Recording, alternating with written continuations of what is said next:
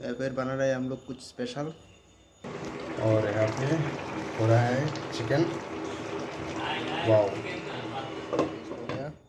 ये अभी अच्छे से पेस्ट हो गया। पेस्ट हो इसमें गया। इंग्रेडिएंट कुछ भी दिया नहीं, दाल, चावल और उबला हुआ चावल, धनिया का पत्ता, थोड़ा हरी मिर्च और Onion। 2 अनियन दिया है, ज़्यादा कुछ और दिया नहीं। उसके धनिया पत्ता दिया है। हाँ, अभी और बस इसका अभी क्या है, आटा दिया है ना। आटा थोड़ा सा दिया।